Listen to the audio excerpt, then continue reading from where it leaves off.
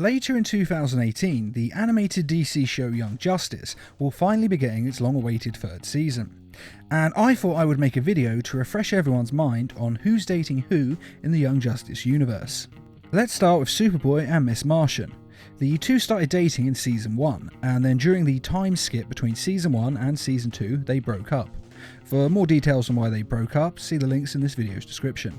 After the breakup, Miss Martian started dating Lagoon Boy, though this was just a rebound relationship, and he liked her a lot more than she liked him, and eventually she broke up with him. I'm sorry. You're sorry. I'm the one getting dumped. Largely because of her feelings for Superboy. This is because the two are still very much in love with each other, and though we don't technically see them getting back together at the end of Season 2, it is very strongly implied, and it's 100% certain that they have got back together. Now there is a time skip again between Season 2 and Season 3, but I think it's safe to say that they'll still be together in Season 3. As for Lagoon Boy, after Miss Martian broke up with him, he didn't seem to have any other options. Terrific. You need me? I'm watching TV. So most likely he's still single, unless some new characters have been added for him to be in a relationship with. Next we have Robin and Wonder Girl. This is the Tim Drake version of Robin, and the two started dating at the end of Season 2, and hopefully they'll still be going strong in Season 3. However, one of the new members being added to the team in Season 3 is Spoiler, and Tim Drake and Spoiler had a relationship in the comics, so it's possible there may be a love triangle or something similar going on with Robin, Wonder Girl and Spoiler. We'll have to wait and see for sure, but they have pretty strong feelings for each other in the comics, so it's likely this will carry over to the show. Nightwing, Dick Grayson, was still single at the end of Season 2. However, he has dated Zatanna before and has a sort of casual relationship going on with Batgirl. She says that he is too much of a dog to be tied down to one woman.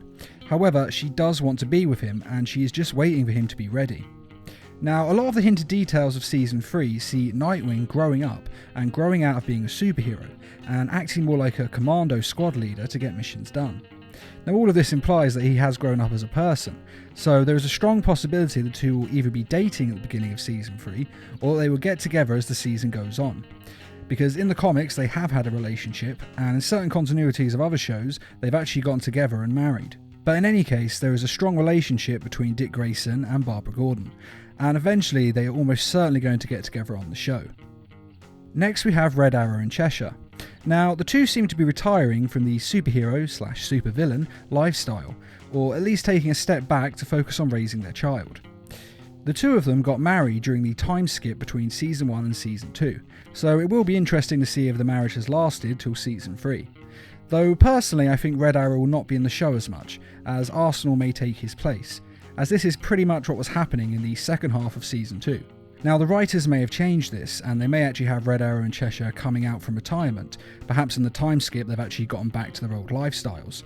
Again, this is something we'll have to wait and see, but at the end of Season 2 they were a couple and their marriage was going strong, and it's possible this has lasted to Season 3. Leon Wen Harper. She needs her father, Roy. You have to get your head on straight. Next we have Blue Beetle, who has been single on the show so far. However, one of the new characters being added in Season 3 is Tracy 13, who has dated Blue Beetle in the comics. So most likely something will happen with these two. Whether they are going to already be dating, or whether they'll start dating as the third season goes on is in question. But I do think that these two will end up being a couple on the show. And incidentally, the two have actually been established in the New 52 Teen Titans movies as friends, and will probably start dating as well as those films go on. There's something we humans call sexual attraction! Now, I know that a lot of people want Blue Beetle and Impulse to date, and there is a lot of fan fiction and shipping material on the two out there on the web. However, there is nothing sexual about their relationship. Show creator Greg Weisman has even come out and said that the two are not interested in dating one another, they're just good friends. Now, I'm sorry to be the one to ruin everyone's favourite ship, but it's not going to happen. Unless of course the writers have decided to make a huge change and go in a completely different direction, but that seems unlikely to the point of being impossible. Except you do, and that's the real reason, well, the main reason I came back to the past. Now, Artemis and Kid Flash were dating and even retired to live with one another and started a life outside of the superhero lifestyle. They of course started dating at the end of Season 1. No, I should have done this a long time ago. No kidding. And got together and retired in the time skip between Season 1 and Season 2. And though I don't think the Kid Flash actually died at the end of Season 2, he is not going to be with Artemis anymore. So with the time skip, if Kid Flash is still missing, then Artemis may have started dating someone else. And I could actually see her dating Impulse, although he has now taken over the role of Kid Flash. After all, Artemis clearly has a type of comic relief speedsters, so the two could be a good item. With that being said, I do 100% expect Kid Flash to come back in Season 3, so I have no doubt they'll end up dating one another eventually. Now Malcolm seems to have joined the team fully as the hero guardian. I am Earth's guardian, its greatest champion, its secret champion. And he and Bumblebee were still dating at the end of Season 2. We have of course seen these characters before in the high school with Superboy and Miss Martian. And we didn't actually see them get together officially. They seemed to be quite close, and then during the time skip they must have gotten together in a more serious relationship, and in Season 2 they were going strong. Well, I say going strong. They were going strong at the very beginning, but then Malcolm started to think that she was too smart for him and that she deserved better. You were destined for great things, and I haven't wanted to admit it, to admit you've just outgrown me. And it all seemed to be going the wrong way, to the point where Malcolm actually broke up with her. And she basically said that he was an idiot, and that she loved him and that they should work together to make it work. So they should still be together in Season 3. And I must say, it is nice to see on this show that when they have relationships, everything doesn't just work out instantly. They do actually have real problems they have to overcome. Because in real relationships, it's not that easy. You both have to make compromises. And I think out of all of them on the show, Malcolm and Bumblebee show this the most. As for Aqualad, this guy just can't seem to get a break. He was in love with Tula in Season 1, who then chose to date his best friend Garth instead of him. Garth and I, we are together. And though there seemed to be something between Aqualad and Rocket, it didn't result in the two having a long-term relationship. Something which became almost impossible when Aqualad went undercover in Black Manta's organisation. However, he is no longer undercover and is back on the team, so I hope this guy finally gets himself a girl. With that being said, a lot of people think that Aqualad may be gay, or at least bi, since this Aqualad version in the comics is in fact gay. And the show creators have also said there are gay and bi characters on the show, and that in Season 3 they actually have permission to show more of this now. So we're going to see a lot more of bi and gay characters on the show. And I've no problem with a character being gay or bi, but only so long as it happens organically and is right for the character.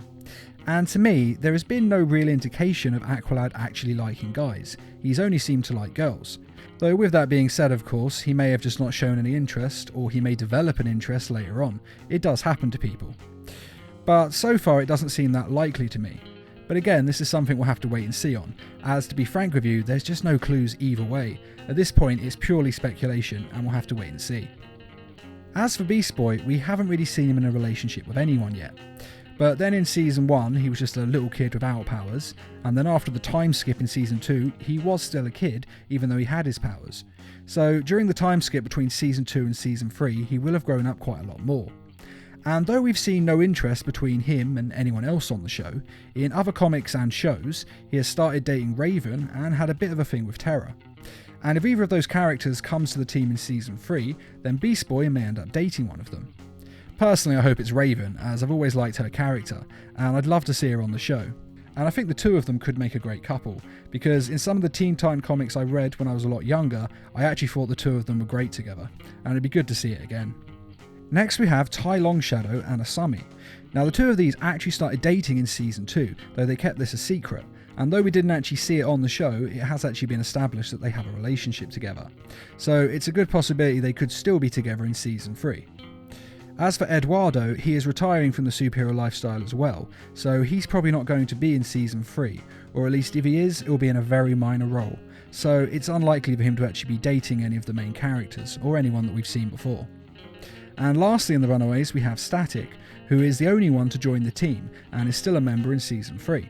And so far no relationship status is known, but in the comics and other TV shows he has dated Frida Goran, so it's possible that she may feature as a love interest on Young Justice as well.